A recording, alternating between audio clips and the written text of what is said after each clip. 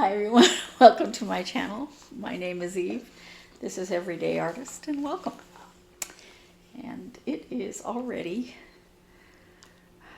mid-June. Normally, I hope you guys have had a good beginning to your summer. Normally here it gets very hot in July, but up until then it's hot. This past week I thought it was July. Hey, what? So I mentioned last week about the young man that lost his life in the line of duty. And my son was wanting to go to many of the ceremonies that they do for fallen officers. So he was there. And the day before the funeral, we had to put our cat down. His cat. And it's been a really hard week. The cat was 14 years old, and I'm going to put a picture here. I don't have a lot of pictures of this cat because it was my son's cat, not my cat. And, lived in my house, but whenever I went to, do something with the cat, like if my son was out of town or something, the cat would look at me and go, "No, you're not my person. Go away. Don't touch me." And it wasn't a mean cat, okay? It just wanted nothing to do with anyone but him. And so I'll put a picture here of the cat. He was 14 years old, and he just stopped eating, stopped drinking. And we had taken him to the vet, and we were trying to, last-ditch efforts, basically. But we finally decided that enough was enough. And he was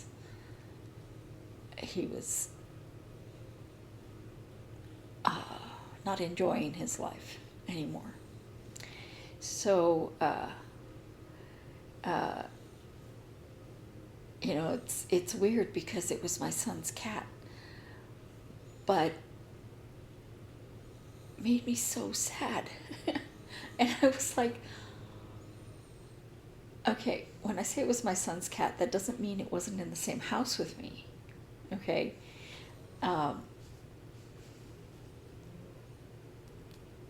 Yeah, he was such a smart cat. He knew how to open doors on his own. Now, did he open it right away without any problems? No. It took a few tries. But in our house, we have those doorknobs that are this way, not round, but like this, that they're lever doorknobs. And he figured out how to open those. And sometimes, there's the cat. Wait a minute, what's he doing out here? I'm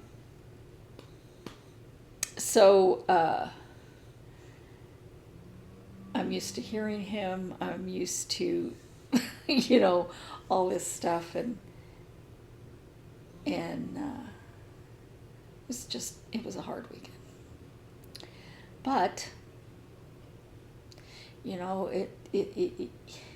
it's always sad when you lose a pet. And by my age, I've lost many, many, many pets. But I know this,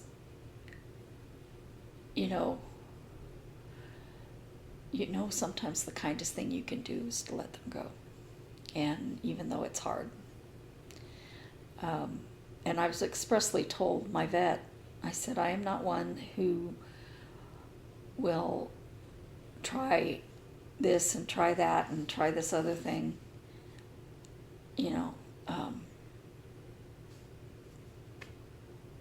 Number one, I can't afford it.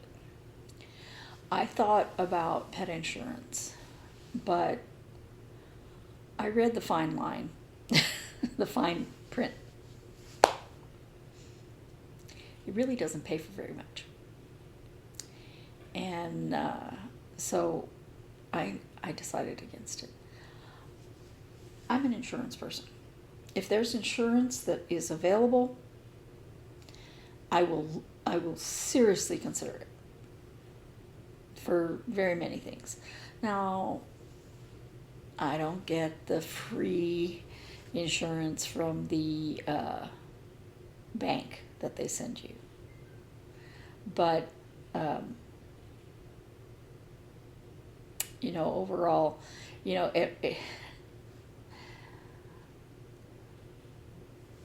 my son had a traffic accident. I want to say he's 26 now, so I think maybe he was 19, 18. It's pretty young. And he had a minor in the car with him because he was coaching a junior high wrestling match. And that parent had asked him, and he said, yeah, sure, I'll give him a ride home. Those of you who do not know wrestling and have not been with wrestling ever, I used to tell my son, no, I'm not going to that match, because for his swim matches, I would go and I would sit there out in the sun all day long, because they would have races often, so if you missed the first one, you'd see, many more. But a wrestling match is 3 minutes long, and they get one. I'm not driving across town and racing across town and getting over to that venue and paying to get in and finding out, some charge, not all, finding out that I missed it because I had a job when I couldn't predict what time I was getting off. So I can see where the parent wasn't there. But I remember it was raining, and we only had liability on the car. We had insurance, but it was only liability. And an adult with his daughter in the car rear-ended my son and then sued him, right? Shows the cop an insurance card. He didn't have insurance. Somehow this guy won. Yeah. So I was like, ugh. If we had had just like collision or whatever on this car, he wouldn't have won. Period. Because they would have taken it further. But I would have had to pay then. And I was like, no, I'm not going to risk it. So, yeah, I don't know how I got off on the tangent of insurance. But if you're younger and you don't have insurance, get it. Because I can't tell you how many accidents I've had with uninsured drivers. Mm-hmm. An uninsured driver hit my ex-husband on a motorcycle. I wasn't on it with him. He was driving straight on a road and approaching a red light, and the light turned green. There was nobody in front of him, so he started to increase his speed. And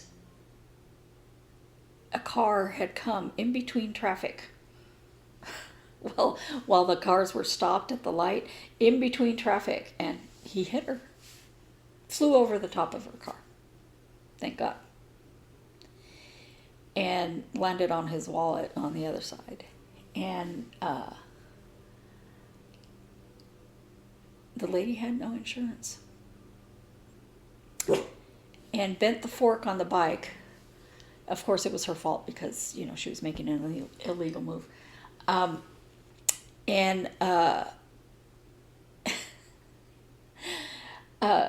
I don't know that police were called there because I wasn't there. But she was very angry that he wasn't wearing a helmet. And he's like, lady, they don't make a helmet for the part of my anatomy I landed on. And he said, I will call it even if you get me a new bike, and I won't even look for a expensive one. Just something so I can have some transportation. And so the one he chose was just like, I don't know. It wasn't even a real bike. It was wasn't a moped, but it was, you know, it was maybe $1,500. And she got to the motorcycle place before him, and she was very angry that she was having to pay this money. And because this motorcycle guy, you know, we were in there all the time, and he knew what kind of bike my ex-husband had. And he just looked at it and goes, lady, I could push my foot like that and knock over a bike and do more damage than that. You're getting off easy. Yeah, so anyway, I don't know how I got off on that tangent. Pet insurance, yeah. So, yeah, it's been one of those weeks. Yeah, Saturday to Saturday, right? Okay, and I always seem to be talking about things that have nothing to do with my channel. On this channel, I talk about various crafts that I do. And I realized that I haven't sewn anything since February.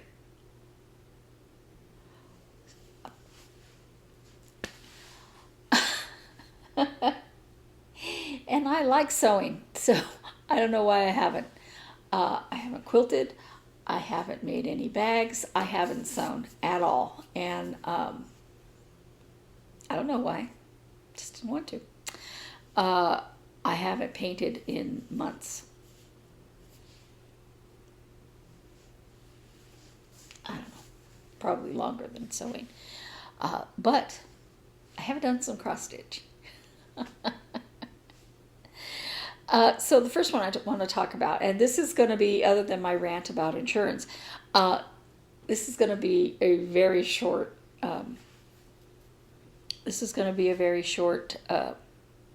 channel. No, video. This is going to be a very short video. First I want to talk about WithGo.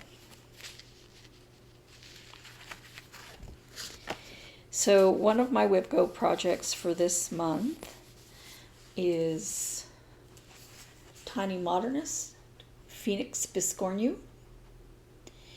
And I thought about finding a photo of the progress that it was at when I started this month, because it kind of looks the same, but really it's not. So if I decide to put that up, it'll be right here. And let me put this right side up. So this is where I am right now. So all I have left to do on the dragon is put on his feet. And this is the beginning of a flower like that. There's no more of that color used anywhere on the dragon, and it's used on the other side. But I have the rest of the tail. So before, I hadn't even had the second wing. I don't think I had any of the tail, and I didn't have the legs at all. So it doesn't look like I've done a lot, but I really have. I haven't gotten to my 10-day goal yet. I was really kind of hoping with my 10-day goal that maybe I would get closer to finishing. But I have the whole backside left to do. And all the back stitching. The Phoenix have back stitching like this, You know, I haven't put the eyeballs in this guy yet, but they have all this back stitching. I don't even think that's all the rest of that back stitching. And then there's back stitching on the flowers and stuff, and so I haven't even done any of that. But I'm getting closer to being done with this dragon. So there is that, right?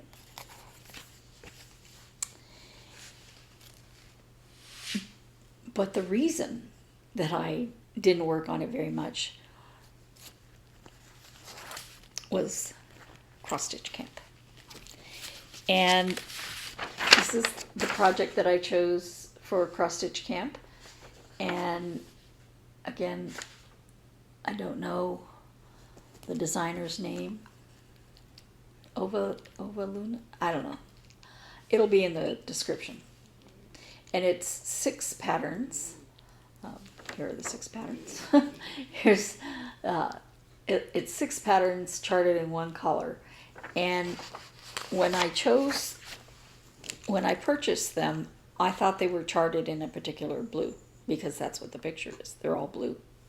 But the patterns are charted and it just has black. So I don't even know what color that blue was. But the challenge was to take a single color pattern and put some pops of color. She didn't specify how many pops of color. Stop. Okay, so sorry, talking to the dog. So for the overall design, as you recall from last week, I chose this color, which is Gentle Art Island Blue, and it I don't know if you can see the variation in here. Yeah, it looks like you can. It's a gentle variation, but it's beautiful. And I chose that for the overall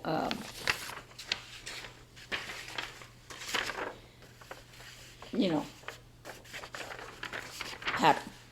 But rather than putting in one pop of color, I used Weeks Dye Works, and this is backwards. This is Union Blue.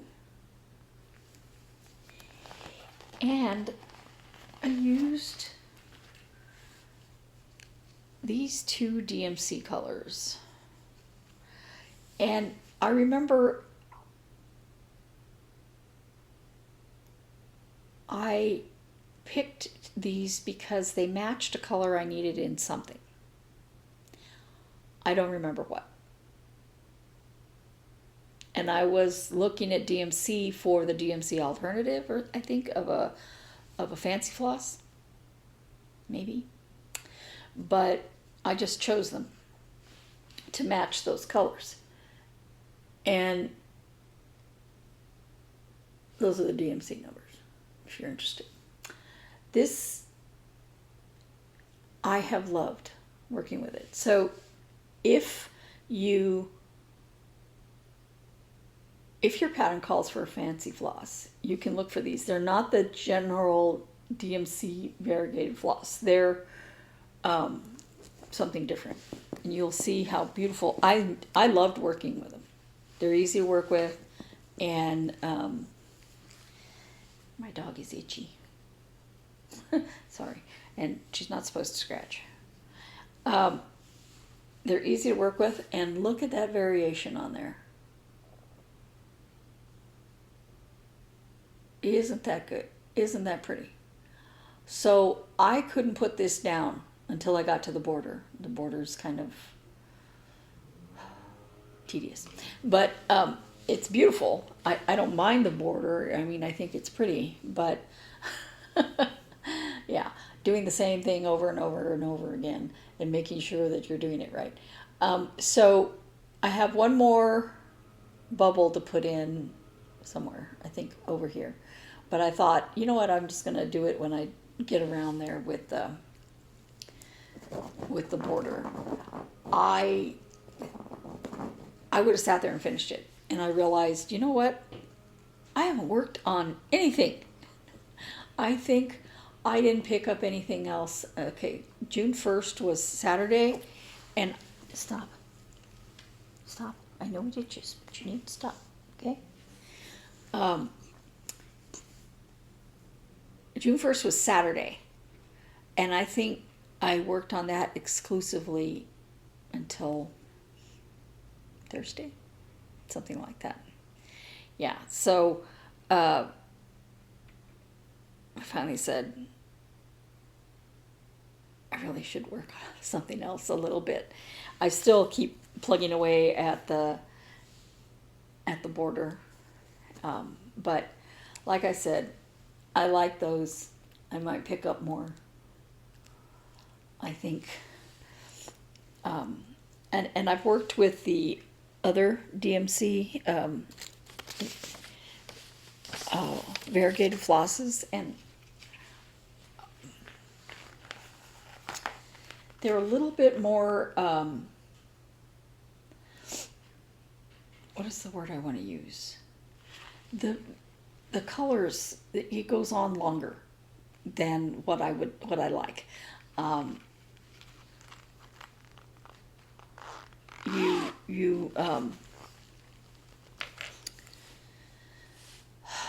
do I explain it?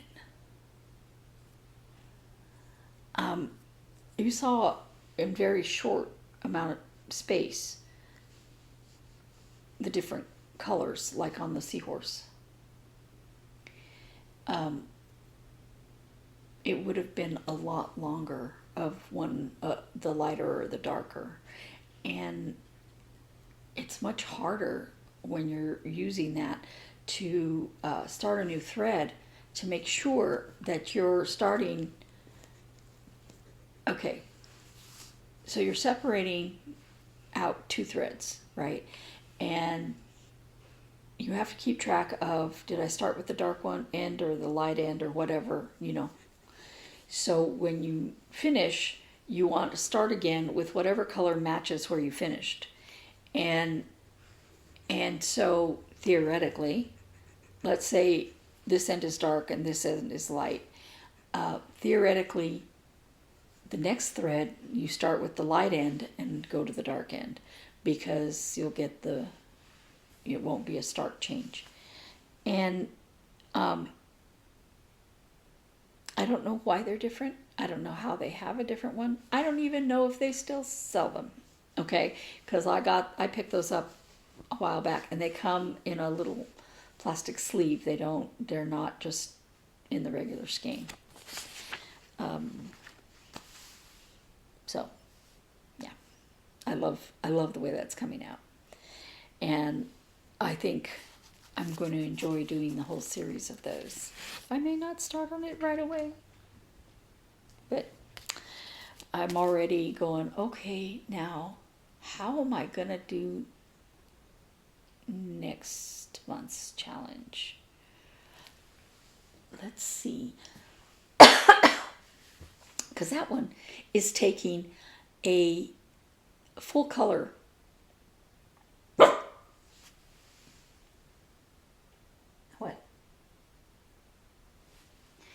taking a full color pattern and just changing a color. Well, I do that all the time.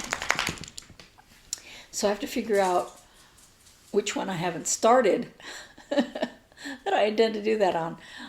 But it needs to be, I don't know, something where perhaps it makes a difference. I don't know. But I haven't chosen a pattern for that yet. That one's going to be easier. The June challenge, I had to buy a pattern. And the reason I had to buy a pattern is I don't purchase single color patterns. I like color, and so single color patterns generally don't appeal to me at all. So next month, I'll have quite a few I can choose from. And by the way, if you don't know what I'm talking about, Cross Stitch Camp, go to Colorado Cross Stitcher. She has YouTube, and she's also on Instagram, and it's free to join Cross Stitch Camp, and you can join any time in the month. But you are supposed to choose something for the challenge, and you can't start until the beginning of the month, and you post a picture of your unstarted project. on the first of the month, and then you try to finish it by the end of the month. So it needs to be something small or you won't finish it. And a lot of times I pick something small, but for whatever reason I don't finish it. So August's challenge is always do something new to you. A new designer, a new project, what have you. I chose that Biscornu for last August, and I thought I'd be able to finish it in a month. I didn't expect it to be the pattern isn't that difficult, but it is dense in color, and for me, a pattern that goes this way, I get very confused as to which way I'm supposed to be holding it and turning the, so that my cross is always here and then here, not sometimes here or here, So, yeah. But if you haven't joined Cross Stitch Camp, it's free. And you can go and you go on Instagram and you post your picture of the unfinished thing, the pattern and the threads and the fabric, okay, before you start. And you tag it with, this year it's Cross Stitch Camp, all one word, CrossStitchCamp2024 and Colorado Cross Stitcher. And the instructions are on her YouTube video, Colorado Cross Stitch, her last one. And there's a Facebook. So anyway, it's a lot of fun, and it costs nothing except picking something. And you don't have to buy anything. You just, all of us have something we haven't started, And yeah. So the only other thing I worked on was hands-on design blueberry. I haven't done a lot of work on it, but I did finish these blueberries, and I put in a little bit more brown, and I started on those.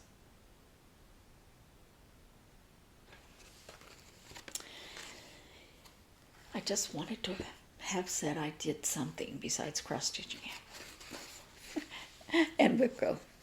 Okay, so when I pulled out my temperature chart to work on it, I keep this in the same bag. This is last year's temperature chart. This is Sapphire Mountain Handcrafts 2023 temperature cell. And I am sorry that I don't say what the fabrics are. If you want to know, ask me below, and if I know, I'll let you know. I forget. I forget to tell you, so I'm sorry. So this is the pattern that I used last year, and I absolutely love it. But at the end of the year, I got this far because that's the end of the year, right? So I've been plotting away at this, and it was on last month's whipco, but there's no reason for me to stop working on it because I really do want to get it done. So right now I am on the flower section, okay? And it uses the same colors that were used in the chart, but see how this got a yellow center? So does that one. So you may use the color like just a tiny bit here and there, but it's going to go from hot to cold. And I love the flowers, but it takes a lot of patience to work. So that's what these are. These are basically parked threads because they're close together, but not enough where I want to count over, because you all know I can't count. So this is how far I've gotten. It doesn't look a lot different, but I did add more to this flower and more to this flower. I have the center of this flower almost done. So I'm happy. I like that pattern and I want to finish it. And then I chose Stitchin Mommy's temperature turtles for this year. And I mentioned how last month, I mentioned how my turtle didn't have any legs and arms. Well, now it does, right? And it was getting warm. That's the second to darkest red I have. Rogue, come on. You can come up. I'm sorry. I'm sorry I didn't say anything. She's very concerned as to whether my sister is going to come out, because she might get some kitty snacks. So she's like vibrating. She doesn't know what to do with herself. This is this month so far. Pretty darn hot. So I am now up to the hottest red that is charted. I am going to have to pick another one because it only goes to above 110 or something. And now my phone has a temperature thing that shows me, you know, and my phone said it was 114. But the temperature that I use is the temperature that's recorded at, I think it's Sky Harbor. And stop it. So the temperature in one part of Phoenix could be vastly different from the temperature in another part of Phoenix. So it could have been 114 wherever my phone gets the temperature from. But I'm going by what the Sky Harbor one is, so that's what I put on. But if that is the hottest thing that's on here, I am going to have to get another thread, pick another thread that'll, the threads that are here are different. They're different colors, okay? And this here was hotter than I have in this. The entire month of July was over 110 and some were over 115, like that whole dark section. And I think I need to have 115 color here. But those colors are a little on the brighter range. I thought maybe I should put black. Anyway, this is where we are. That looks like an arrow, but it's just the beginning of a foot, a back fin. So this is where we are right now, and it is getting hot. Now, that being said, we had a couple of days where it was really hot, and I understand that the whole Southwest had the heat wave, because it is unusual for us to be this hot this soon. But then it went down to like 100, 101. It didn't stay up above 110. This is the time of year, if you visit Phoenix during this time of year, do not plan to hike unless you go out in pre-dawn and come back like 9 o'clock. There's always hikers that have to be rescued because the heat becomes too intense. I used to tell my riders, don't walk. Don't walk. Yeah, I know the place you're going for your conference is across the street. It's across a 6-lane street, and you have to wait at lights.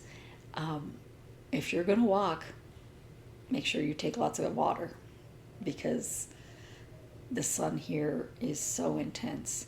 So, okay, enough. That is everything. I hoping for a much better week. Oh, and we got together to play a game. My sisters and my nephew and my son's girlfriend. We had so much fun. Rachel put out a great spread of veggies and lean meats and just, it was wonderful. It was a lot of fun. Thank you, Rachel. And I will see you again next week. Hopefully I won't go on and on about things that have nothing to do with cross stitch or any kind of craft. And happy stitching.